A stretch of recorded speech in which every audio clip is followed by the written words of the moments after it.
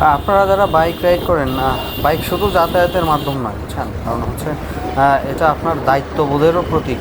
কারণ হেলমেট ছাড়া রাস্তায় নামা মানে জীবনের সাথে খেলা করা। হ্যাঁ, যারা হেলমেট ছাড়া বাইক নিয়ে রাস্তায় বের হন তারা আসলে তাদের জীবন নিয়ে খেলা করেন।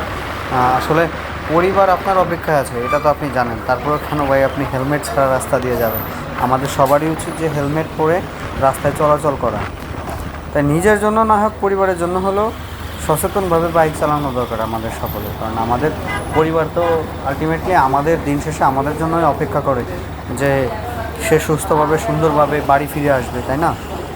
বাইক চালানোর ক্ষেত্রে কিন্তু ভাই স্পিডে মজা আছে, বুঝছেন? কিন্তু সেই সাথে মজার পেছনে লুকিয়ে আছে কিন্তু মৃত্যুর ঝুঁকি। কারণ আপনারা দেখবেন যে যত স্পিড তত ক্ষতি, বুঝছেন? কারণ হচ্ছে তরুণরা যদি আর সচেতন না হয়, কাল হয়তো কারো পরিবার হারাবে, কেউ কেউ হয়তো তার স্বপ্ন হারাবে। হ্যাঁ, তো এখন থেকে আপনারা যারা আসলে ওভার স্পিডে বাইক রাইড করেন তাদের সকলেই কর্তব্য যে আসলে স্পিডটা লিমিটেশনের মধ্যে রেখে আপনার কমফোর্টটা আপনার কাছে রেখে আপনার বাইক রাইড করেন।